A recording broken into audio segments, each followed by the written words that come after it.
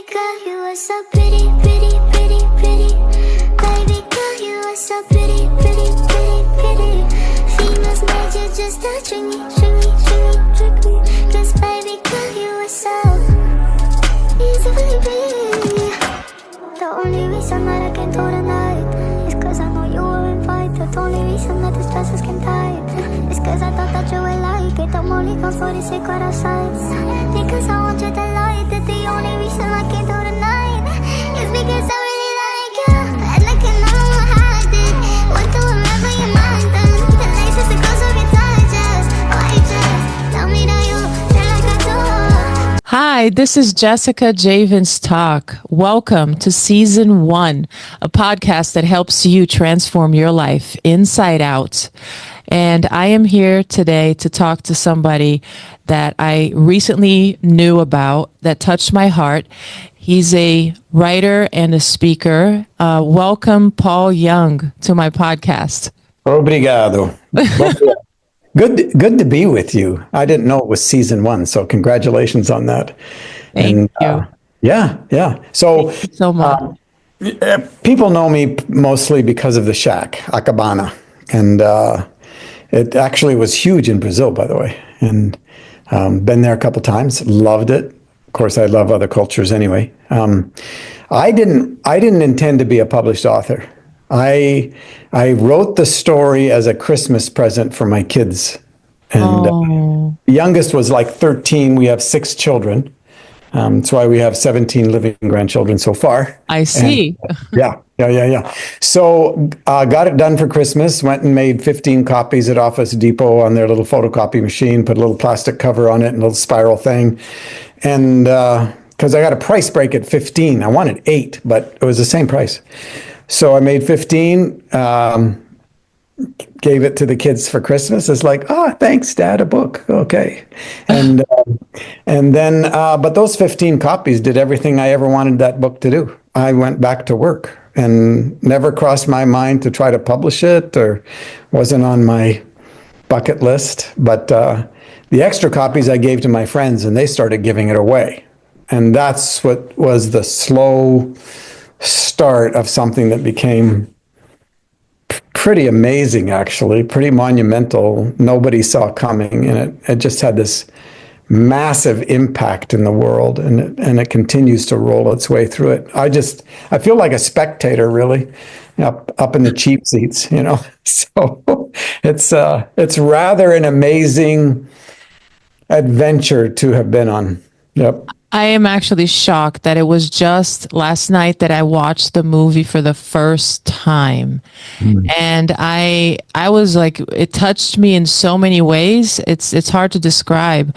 It's such a powerful movie. And of course, I'm sure the book, I haven't read the book yet. I would love to. And I'm so happy to hear that it was a success in Brazil as well. And yes, I was wondering, like, how did you how were you feeling? What kind of transformation or what did you go through while you were writing this story? Tell me about that.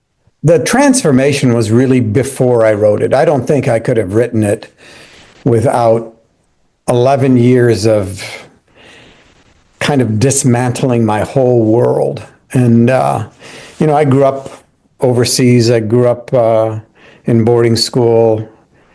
Sexual abuse when I was a kid, and a very angry father. So, and then moving culture to culture, not being able to figure out who I was in the middle of all that. And all that creates plus I'm a firstborn preacher's missionary kid. So a lot of aiming at perfectionism while hiding all the damage. Yeah. And so I was a performer. And a good performer. I didn't actually believe I was smart or creative. I just thought I was good at fooling people. And I think it was Freud that says we are as sick as the secrets we keep. And that was me. And so I drug it into my marriage. And thankfully, I married an incredibly strong, powerful woman who would not put up with anything. And she caught me in a 3-month affair with one of her best friends. And that that blew up my entire world. I had to make a decision whether I was just done and leave the planet, or maybe I could find a way to change. And that by that time we had our sixth child, and so Wow. and so I decided to take the risk that maybe there was a way to change, and that started in 11. It took Kim and I 11 years to completely heal, and which is a long time. And I wrote The Shack the 12th year. Wow. So That's yeah, incredible. so everything was in place for me basically before I wrote the book. So like I said, there's no way you can write something like The Shack and not be affected by it. But what I brought to the table was really what out of which I wrote The Shack. And so what you saw, well, I'm Mackenzie, but I'm also Missy. Missy is the 5-year-old, and Yes. the sexual abuse started at 5 years old. So Oh, she's the child that was murdered inside of me, and Mackenzie is the one trying to figure out how he actually fits in the world. And so you see a lot of my own journey based or smack in the middle of this fictional book. And yes. yeah, so That's incredible. Thank you for being vulnerable and sharing all of that. And when you started hearing feedback from people who watched your movie or read the book, what kind of reaction were you receiving from the public? you would right from when my friends started to send it to their friends. I started getting emails from people I didn't know, and I wasn't used to those kinds of emails. They weren't like, "Hey, I read your book. I really appreciated it, and thank you." They were like, "Let me tell you about my own great sadness. Let me tell you how this book has intercepted me on my way down." And so the response has been, I say to people sometimes that I feel like I should walk barefoot in the world, because every person is a story, and every story is holy ground. Wow.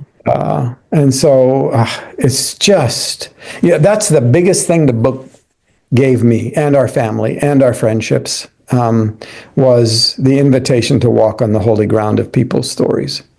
And so it's humbling, it's heart wrenching.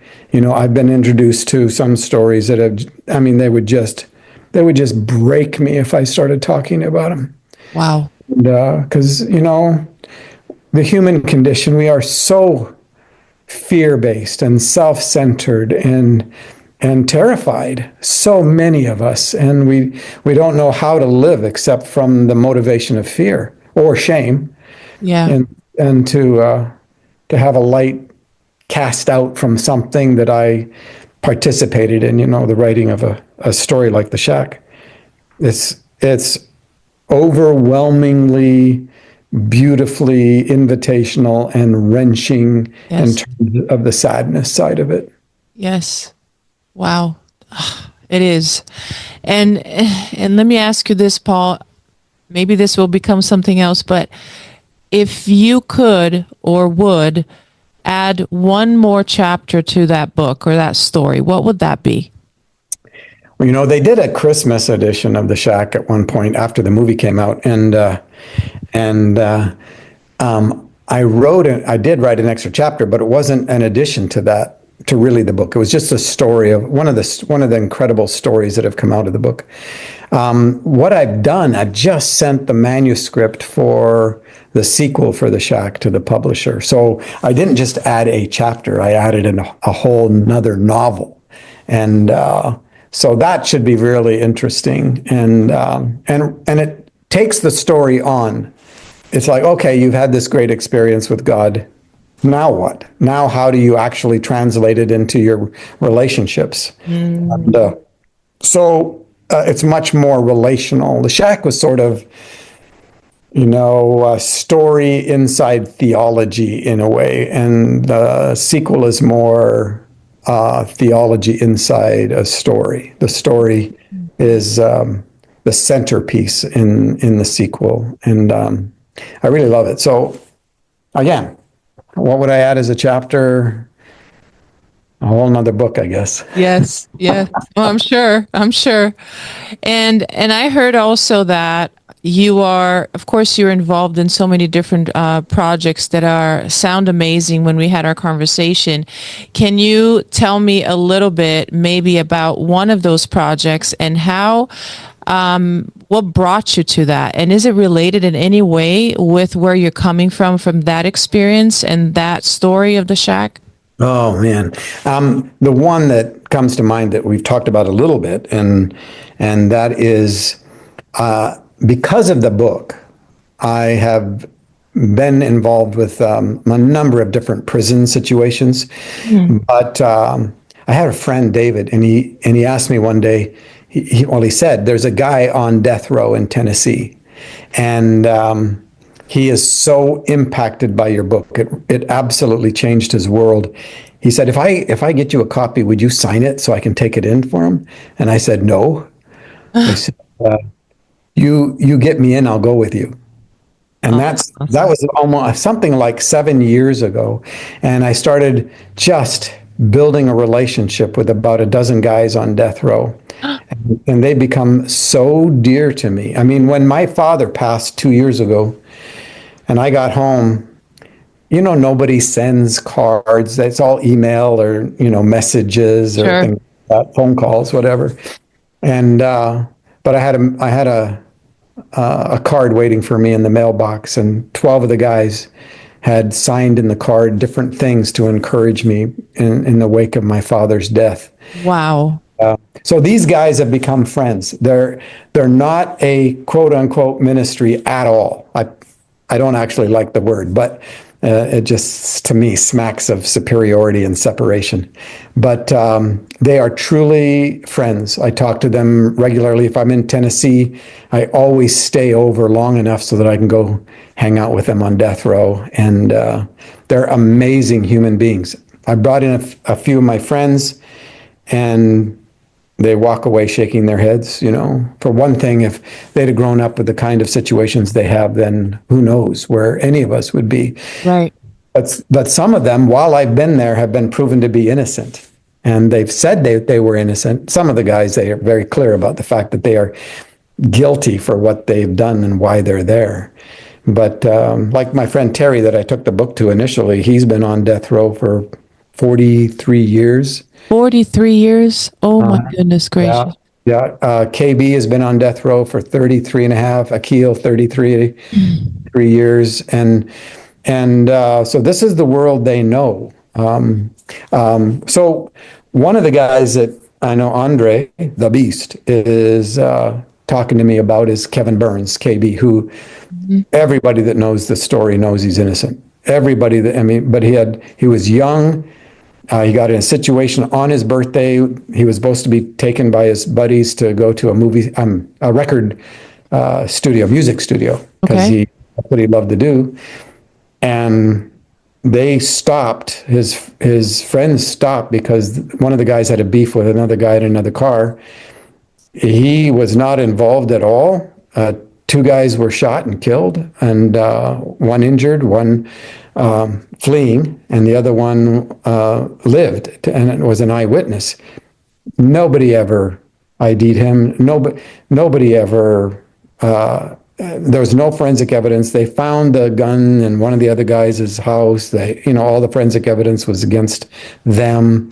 They were eyewitnessed, and they got life in prison and they're both out on parole.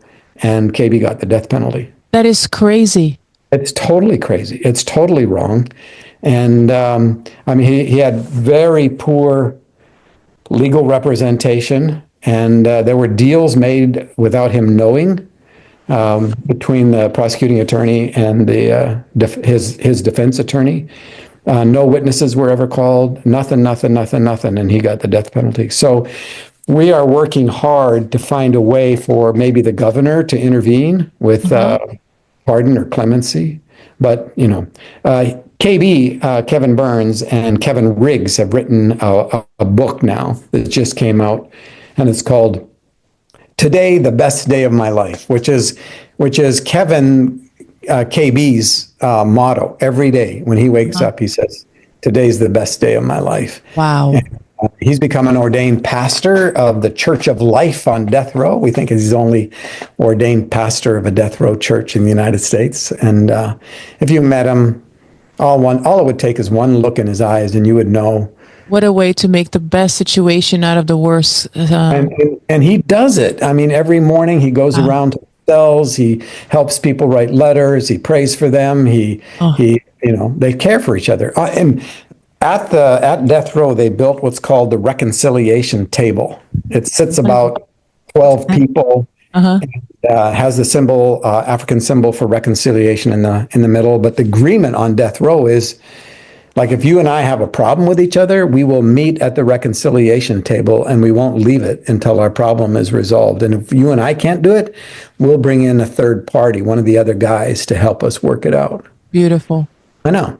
Beautiful. So people have their imaginations about, those, whatever the category is, those animals on death row. And there are some tough, the psychological parts where people have been determined to be criminally insane and all those kinds of things. That's rough. That's hard. But Unit 2 at Riverbend, it's an amazing place. And so, again, it's relational in nature. It's not ministerial at all. No, I get that. So it's incredible how just an autograph became something amazing. Look at that. This is incredible. And sometimes you would, like you said, you never imagined that you would maybe write this book. You never imagined that it would become a success. You never imagined that it would affect people. And now you have all of this going on in this prison and death row, and you're starting this project out of this opportunity. So is this new project something that you're trying to bring awareness? Yeah, it's not even really a project. It's just part of the next step in this relationship with KB. I see. Yeah, and I mean, I've got projects and all that, but that's a whole different conversation. But with regard to death row, it is trying to find some justice for KB, and so I know Andre wants to be a part of that, and I'm grateful for that. Anything, because they put the executions on a moratorium for 2 years because there was a nurse who blew the whistle on the fact that the drugs that they were using for the execution protocol were 5 years past their used by date. And so it wasn't being administered right. So they put a moratorium on, and like Harold, one of the guys on death row, he was 2 weeks away from being executed, and another friend was 30 minutes away from being executed. You're kidding. And since the moratorium began, my friend who's 30 minutes away from the execution has been proven to be innocent. And so he's in a process of being released, but it takes a while to go through all the legal hoops and everything else. But yeah, so, it's a work of the heart with, it's just a friendship. It's just a deep relationship that I keep moving forward on. You cannot future trip. That is, you cannot create an imagination of what's going to happen. And they just started putting out the dates for a new calendar for execution. They just did in the last month. And so a couple of the guys, there's 4, and then they want another 5, and KB will probably be on the 5 after the first 4. And those are some of the guys that I know. So it's rough. When here's a thing. KB's case went in front of the Supreme Court of the United States, and it was his last judicial appeal. And all that they had to do is decide whether to review the case or not. And the majority of the Supreme Court said no. 3 of the Supreme Court said absolutely. And Judge Sotomayor wrote a scathing renunciation of what the majority decision was, and said if there's any case that she'd ever seen, this one deserved to be looked at and reviewed, and that the lower courts were almost borderline illegal in what they did. So, but because the majority said, no, we're not going to review the case, that was KB's last judicial appeal. That's why we want to work, see if we can't get the governor to look at it. But the day, I was involved in the amicus brief that went before the Supreme Court, and the day that they turned it down, it just broke my heart. And so I really had a rough morning, and I was talking to Wes, a friend of mine in Nashville, and unbeknownst to me, he gets word to the guys on death row how hard a time I was having with the whole thing. And that afternoon, I get a call from KB and Terry King, and they called to encourage me because they knew I was having a rough time. Oh, that's incredible! Look at this. This is amazing. This is amazing. It's that you guys are getting together and taking charge no matter what happens, and you're so determined to stop this and to make the difference. This is so inspiring. And listening to your family, how many people you have in your family, and that you're extending that to these other people. This is something absolutely amazing. And I hope that the listeners can truly be inspired in this, the heart that you have and what you're doing here and the difference that you're causing. It's really inspirational. I can't wait to see more, to follow that, and of course to see the project once it's there and out there, and to share it with everybody that I possibly can. I'm part of different communities too, and I think that a lot of people are not aware of the situation. So it's important that we are putting it out there, that we're talking about it and sharing. So thank you for that. You're welcome. What would you like to leave our listeners with today, Paul, in reference to what we talked about and what they can take with them once they finish watching this? All I'm doing is telling you what love does, how love responds. And you don't have to be involved in a death row kind of situation. We're talking about your relationship with your spouse or your partner or a friend. I mean, what is the next right thing for love to do? What is the next right response? If that's to forgive, then forgive, for goodness sake. Violence and brutality and meanness and snarkiness and all, they don't change anything. All they do is add to the pain in the world. It's love and it's kindness and it's forgiveness. Those things actually change the world. So why don't we just all look and respond to what's actually happening in the moment in front of us and make the choice to respond in love and in kindness rather than all these other things, and the world will change.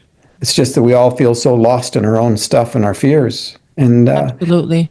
Yeah. So and I love how you put it in the movie too, because it really makes it easy for the people to understand what that looks like by the way it was portrayed. So if you haven't watched this movie or read the book, you absolutely have to. It's a must. A must. Very, very inspirational. Thank you so much, Paul, for coming today. If somebody wants to go and follow you or perhaps connect with you, how can they reach you? Well, right now, my son, Nicholas, he does all the technical stuff, but we started a little podcast. It's sort of an unpodcast. I mean, we don't have any sponsors or themes or anything. And it's just, 15 to 25 minutes twice a week, but it's a good way to connect. And all you have to do is look up Paul Young Podcast. And Perfect. So youngpodcast.com, and it has a comment sheet, and that's a good way to connect. And we're also going to put a page up on that site that'll just to be continuing information with regard to KB and some of the other situations we have on death row. That's great. You got to get that started, and it's going to keep growing. So that's excellent. Very good. If you're watching this episode, please make sure you click the like button, that you follow me, and you subscribe, and share this with everybody that needs this. Perhaps almost everybody that you know will need to watch this podcast. This is a podcast that is brought by Forever Living, the best aloe vera juice in the world that changed my wellness, and it's produced by the I Am Beast Network. My name is Jessica Javens, and this is Jessica Javens Talk. Baby girl, you are so pretty, pretty, pretty, pretty. Baby girl, you are so pretty, pretty, pretty, pretty. Females made you just to trick me, trick me, trick me, trick me. 'Cause baby girl, you are so easily pretty. The only reason that I can do tonight is 'cause I know you were invited. The only reason that this dress is skin tight is 'cause I thought that you would like it. I'm only gone for the secret outside. Because I want you to lie that the only reason I can do tonight is because I